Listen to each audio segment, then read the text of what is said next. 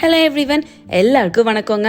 Welcome to Kayu's kitchen. இன்றைக்கி நம்ம காயூஸ் கிச்சனில் என்ன ரெசிபி பார்க்க போகிறோம் அப்படின்னா, பேச்சுலர்ஸ் மட்டும் இல்லாமல் ஃபர்ஸ்ட் டைம் சமைச்சு பழகிறவங்க கூட ரொம்பவே சுலபமாக சமைக்கக்கூடிய காளான் கிரேவி தாங்க. ஸோ இந்த காளான் கிரேவி நம்ம வீட்டில் இருக்கக்கூடிய சிம்பிள் மசாலா பொருட்களை வச்சு டக்குன்னு எப்படி செய்யறதுன்னு வாங்க பார்த்துடலாம். இப்போது ஸ்டவ் ஆன் பண்ணி நம்ம கடாய் வச்சுக்கிறோங்க. கடாய் நல்லா சூடானதும் ஒரு 2 டேபிள் ஸ்பூன் எண்ணெய் சேர்த்துக்கிறேங்க. எண்ணெய் சூடானதும் ஒரு பெரிய துண்டு பட்டை, கூடவே 3 ஏலக்காய் சேர்த்துக்கிறோங்க.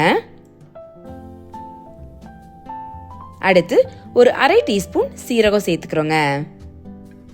சீரகம் நல்லா பொரிஞ்சதும் நம்ம கட் பண்ணி வச்சிருக்கக்கூடிய 2 மீடியம் சைஸ் வெங்காயமும் சேர்த்துக்கிறோங்க.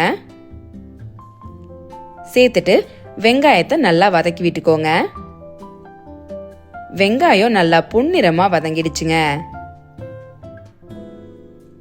இந்த ஸ்டேஜில் நம்ம அரைச்சி வச்சிருக்கக்கூடிய 1 டேபிள் ஸ்பூன் இஞ்சி பூண்டு விழுதையும் சேர்த்து வதக்கிக்கலாங்க. இஞ்சி பூண்டோட பச்சை வாசனை போனதும் ஒரு 1/4 டீஸ்பூன் மஞ்சள் தூள்,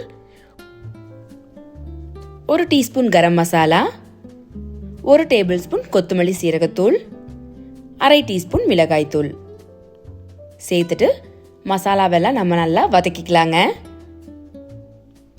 அடுத்து நம்ம கட் பண்ணி வச்சிருக்கக்கூடிய ஒரு பச்சை மிளகாயையும் உள்ள சேர்த்துட்டு கூடவே நமக்கு தேவையான கருவேப்பிலையும் சேர்த்துக்கிறோங்க.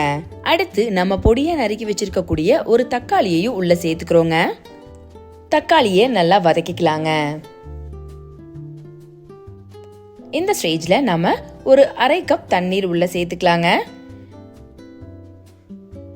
சேர்த்துட்டு நல்லா கலந்து விட்டுக்கோங்க. இப்ப பாத்துட்டீங்கன்னா மசாலாவோட தண்ணீர் சேர்ந்து நல்லா கொதிச்சு வருதுங்க. இப்போ நான் கட் பண்ணி வச்சிருக்கக்கூடிய 350 கிராம் காளானை எடுத்து உள்ள போட்டுக்கலாங்க.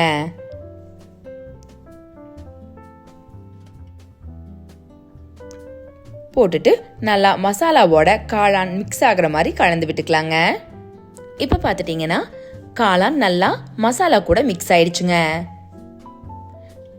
இந்த ஸ்டேஜில் நம்ம தேவையான அளவு உப்பு சேர்த்துக்கலாங்க. சேர்த்துட்டு அதையும் கலந்து விட்டுக்கலாங்க.